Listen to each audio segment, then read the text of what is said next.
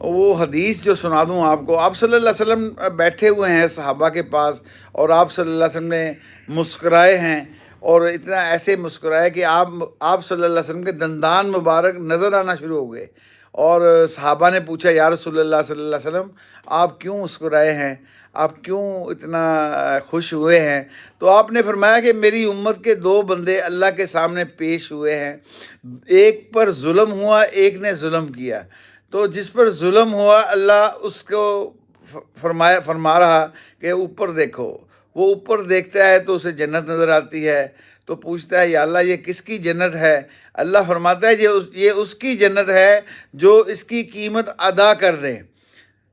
تو عرض کرتا ہے یا اللہ یہ تو کوئی نبی ہی اس کی قیمت ادا کر سکتا ہے، میں تو نہیں ادا کر سکتا۔ اللہ فرماتا ہے نہیں، اس کی قیمت تیرے پاس ہے، یا اللہ اس کی قیمت کیا ہے؟ اللہ فرماتا ہے کہ بھئی تو اپنے بھائی کو معاف کر دے، جس نے تیرے اوپر ظلم کیا ہے اس کو تو معاف کر دے۔ حالانکہ یہ قرآن پاک کی آیتیں ہیں۔ یوسف علی جی ماشاءاللہ، تو اللہ ہم سب کو یہ توفیق نصیب فرمائے اس کی کہ حضرت محمد صلی اللہ علیہ وسلم کے اوپر جو قرآن اترا ہے اس میں ایک آیت ہے وَلَمَنْ صَبَرَ وَغَفَرَ، صبر کرنا اور معاف کرنا، یہ کیا کرو تاکہ میں تمہیں معاف کر دوں، تمہارے اوپر رحم کر دوں۔ اِنَّ ذَلِكَ لَعَزْمِ الْأُمُورِ، یہ نبیوں والے اعمال ہیں، نبی معاف کرتے تھے، ان کا بڑا جگرا ہوتا تھا، آج ایک دوسرے کو معاف نہیں نہ کرتے۔ تو وہ کہتے ہیں کہ حضور اکرم صلی اللہ علیہ وسلم فرمایا کہ وہ فوراً معاف کر دے گا۔ کامل خان جی السلام علیکم، چچا جان آپ کیسے ہیں؟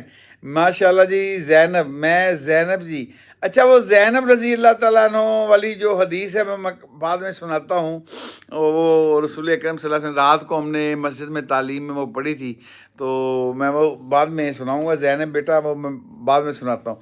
تو حضور اکرم صلی اللہ علیہ وسلم نے فرمایا کہ جس کے اوپر ظلم ہوا ہے اس نے وہ فوراً معاف کر دیتا ہے، وہ کہتا ہے کہ میں نے معاف کر دیا یا اللہ وہ جنت کی خاطر، تو اللہ فرمائے گا جا جنت کے اندر اپنے اس بھائی کو بھی ساتھ لے جا۔ اور پھر آپ صلی اللہ علیہ وسلم نے قسم اٹھا کر فرمایا کہ قسم ہے اس ذات کی جس کے قبضے میں میری جان ہے، دنیا میں تم ایک دوسرے سے نفرت کرتے ہو، لڑتے ہو، جھگڑتے ہو، لیکن آخرت میں اللہ تمہاری صلح کرا کر چھوڑے گا، اللہ تمہاری صلح کرا کر چھوڑے گا۔ اللہ ہم سب کو اس کا یقین نصیب فرمائے۔ ہم سب کو ایک مرحلے میں جانا ہے، جو مرحلہ آنے والا ہے اس کی ہم فکر کریں، اس کی ہم فکر کریں۔